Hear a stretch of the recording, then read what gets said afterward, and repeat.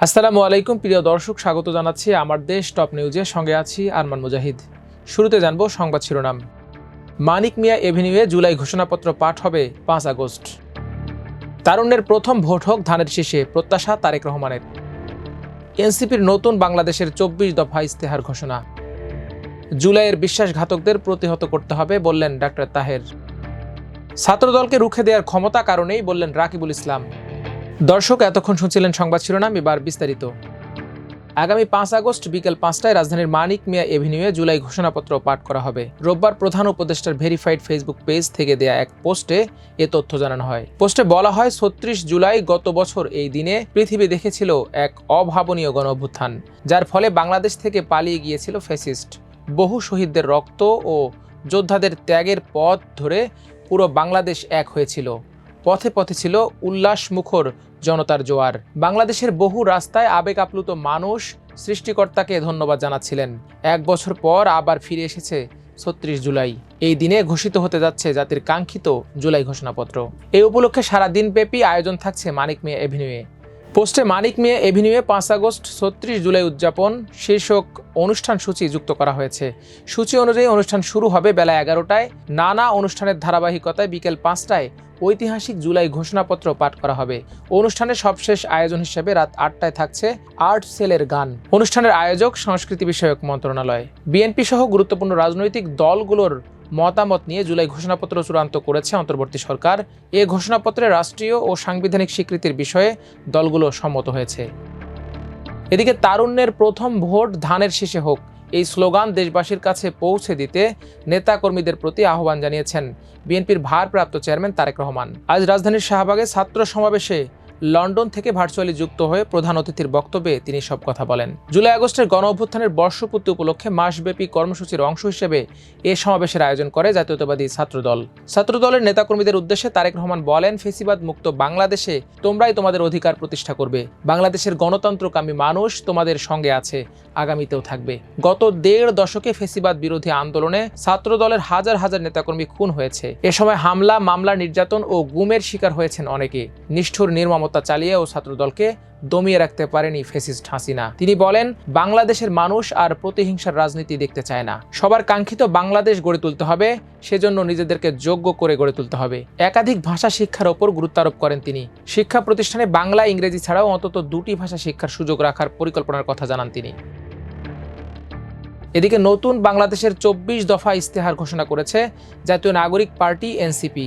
রোববার সন্ধ্যায় শহীদ মিনারে এনসিপির আয়োজিত এক সমাবেশে এই ইস্তেহার ঘোষণা করেন দলটির আহ্বায়ক নাহিদ ইসলাম। তিনি বলেন, আমাদের দলের জন্ম, এনসিপির জন্ম আমাদের সকল শ্রম আপনাদের স্বপ্নের বাংলাদেশ গড়ে তোলার জন্য। আপনাদের অভিযোগ, অনুযোগ, প্রত্যাশা আমাদের ভাবনাকে করেছে গভীর, আমাদের লক্ষ্যকে করেছে সমৃদ্ধ। তাই ঠিক 1 বছর পর আমরা আবার শহীদ মিনারে আপনাদের সামনে দাঁড়িয়ে একটি নতুন বাংলাদেশের, আপনাদের সেকেন্ড রিপাবলিকের 24 দফা ইস্তেহার ঘোষণা করছি। এনসিপির রূপরেখায় যেসব বিষয় রয়েছে তা হলো গণপরিষদের মাধ্যমে নতুন সংবিধান প্রণয়ন ও দ্বিতীয় প্রজাতন্ত্র প্রতিষ্ঠা, জুলাই গণঅভ্যুত্থানের স্বীকৃতি ও দোষীদের বিচার, গণতন্ত্র ও রাষ্ট্রীয় প্রতিষ্ঠানের সংস্কার, ন্যায়ভিত্তিক বিচার ব্যবস্থা এবং আইন সংস্কার, দুর্নীতিমুক্ত সেবামুখী প্রশাসন, জনবান্ধব আইন শৃঙ্খলা বাহিনী, গ্রাম পার্লামেন্ট এবং শক্তিশালী স্থানীয় সরকার, স্বাধীন গণমাধ্যম ও সক্রিয় নাগরিক সমাজ।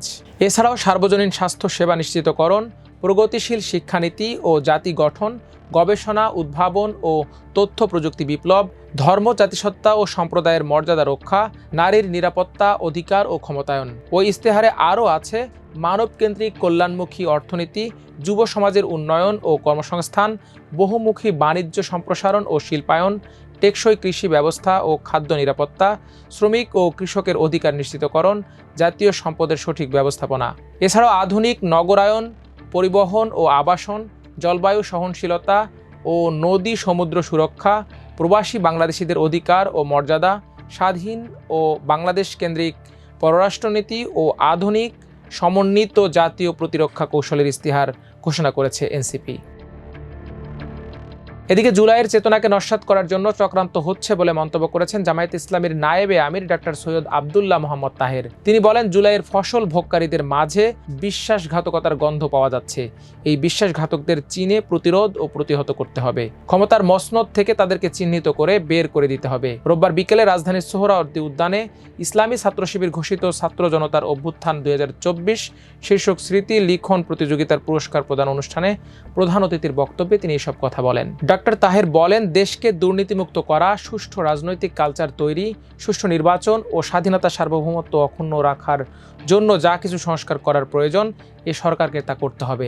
না হলে জনগণ ও শহীদদের সঙ্গে বিশ্বাসঘাতক হিসেবে ইতিহাস তাদেরকে চিহ্নিত করবে। তিনি বলেন, যারা সংস্কারে বাধা দিচ্ছে তারা সংস্কারকে গ্রহণ করতে চায় না, তারা সংস্কারের আইনি ভিত্তি অনুভব করে না, তারাই নির্বাচন বিরোধী।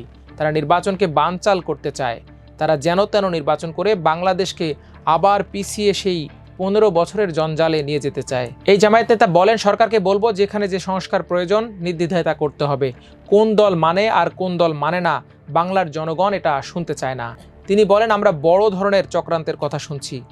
আমাদের চেতনাকে আবার মুছে ফেলার জন্য, রাষ্ট্র কাঠামোকে আবার পূর্ণভাবে উল্টে ফেলার জন্য এবং জুলাইয়ের চেতনাকে নস্যাৎ করার জন্য চক্রান্ত হচ্ছে।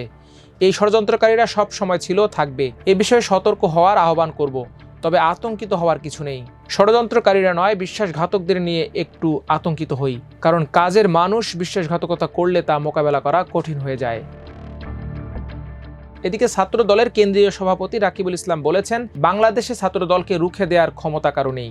যারা দেশকে অস্থিতিশীল করতে চায়, ছাত্র দল চাইলে তাদের 20 দাঁত উপড়ে ফেলতে পারে। রোববার দুপুরে রাজধানীর শাহবাগে আয়োজিত ছাত্র সমাবেশে নিজের বক্তব্যে এসব কথা বলেন তিনি। রাকিবুল ইসলাম বলেন, ছাত্র দলের সাংগঠনিক অভিভাবক তারেক রহমান যদি নির্দেশ দেন, তাহলে সারা দেশে অবরোধ কার্যকর করতে পারবেন ছাত্রদলের নেতাকর্মীরা। ছাত্রদলের কেন্দ্রীয় সভাপতি রাকিবুল ইসলামের সভাপতিত্বে আয়োজিত এই সমাবেশে সঞ্চালনা করেন ছাত্রদলের সাধারণ সম্পাদক নাসির উদ্দিন নাসির। সমাবেশের শুরুতে বিগত 15 বছরে বিভিন্ন আন্দোলন সংগ্রামে ছাত্রদলের নিহতদের স্মরণ করেন ছাত্রদল সাধারণ সম্পাদক নাসির উদ্দিন নাসির। তিনি বলেন, বিগত স্বৈরাচার সরকারের আমলে আন্দোলন সংগ্রাম করতে গিয়ে ছাত্রদলের সাবেক সভাপতি ইলিয়াস আলী সহ অসংখ্য নেতাকর্মী হাসিনা সরকারের বিভিন্ন বাহিনীর হাতে গুম খুনের শিকার হয়েছেন। সংগঠনের নেতাকর্মীরা কপালে ও মাথায় জাতীয় পতাকা বেঁধে ছাত্র দলের নাম ও লোগোযুক্ত ব্যান্ড পরে সমাবেশের স্থলে এসেছেন। এ সময় সংগঠনের নেতাকর্মীরা কপালে ও মাথায় জাতীয় পতাকা ও দলীয় পতাকা বেঁধে ছাত্র দলের নাম ও লোগোযুক্ত ব্যান্ড পরে সমাবেশের স্থলে এসেছেন। ছাত্রদল ও বিএনপির দলীয় পতাকাও অনেককে হাতে আনতে দেখা গেছে। দর্শক, আজ এই পর্যন্তই। সবাই ভালো থাকুন, সুস্থ থাকুন, থাকুন আমার দেশের সঙ্গে। আল্লাহ হাফেজ।